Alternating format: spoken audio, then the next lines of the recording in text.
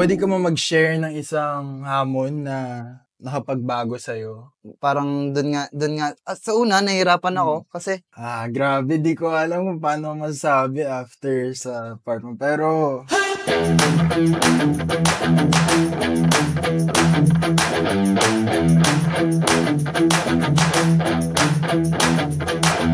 name is JP, 20 years old and nakatira ako dyan sa Muntinlupa, Alabang.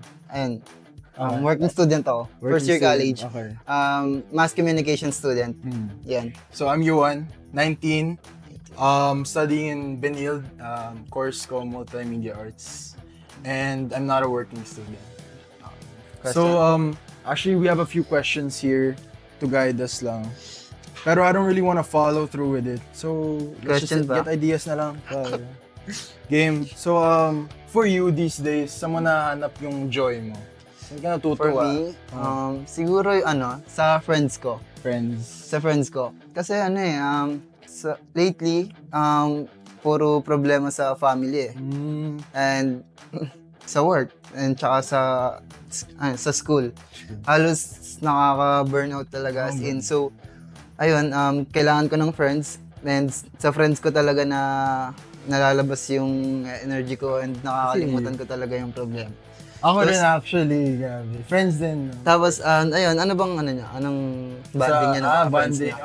Bonding namin as friends, trip ko actually party. Party talaga. Sobrang saya. Pag umiinom kami, BGC, kung saan man. Basta mag-aya kayo, party tayo. Yun lang for me.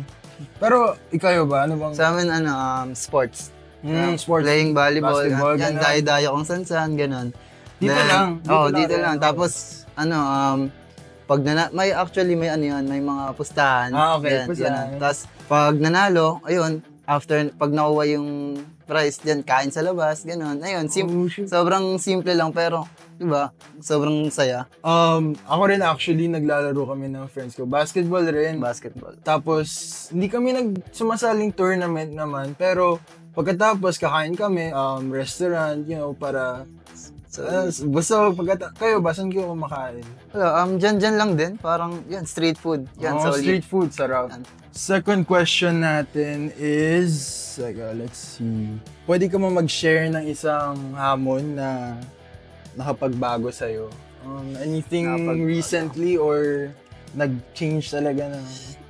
When I was senior high kasi, puro lang ako. As in, volleyball, basketball, puro as in laro lang. After school, sports, puro ganun lang talaga. Doon lang naikot talaga. Joy lang no? Joy lang. Pero, bago gumraduate ng senior high, like, nakikita ko sa family ko na, grabe na yung financial problems. Ang dami ng bayarin, dami ng dapat, yung mga ate ko, yung mga kuya ko, nahihirapan ganun. Tapos, need ko na mag-work. So, ayun, naganap ako ng work talaga, as in, pinasigaso ko lahat ng requirements. Then, tinry ko dito sa, tinry ko dyan sa McDonald's. Okay. Dyan.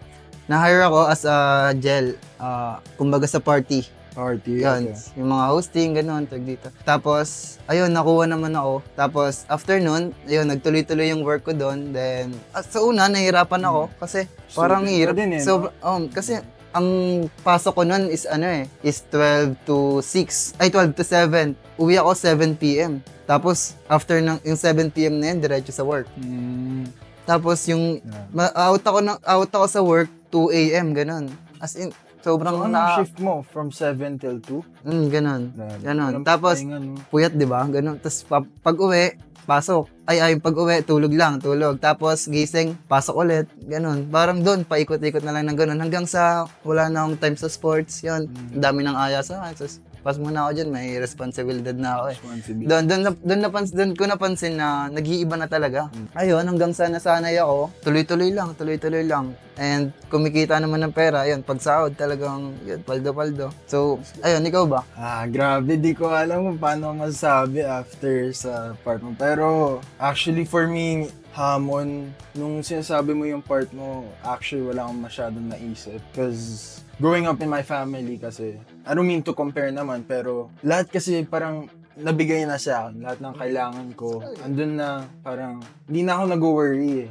And for me, I really look up to you na kaya mong gawin yun. Na, especially magka-age lang tayo, tas ganun na agad yung responsibilities mo. Yeah, Ako nag-a-adjust pa nga ako sa environment ko ngayon eh. And yeah, so wala naman ako masabing hamon talaga kasi as I've said, lahat there for me, makukuha ko na yung kailangan ko. I guess, thinking about it now, I lack experience. That's one of the greatest challenges I'm facing. Since I've always been inside or parang lahat binibigay sa akin, hindi ko na-experience yung real world pa. So, I think that's really important for me to learn in the future. So, Next question, ano yung success for you? And sino yung nag-influence or ano yung nag-influence na yun yung success, na successful ka na? siguro, dun muna tayo sa sino yung nag-influence. Siguro, nag-influence sa akin, yung family ko talaga. Yung situation ko, ayun yung nag-i-influence sa akin.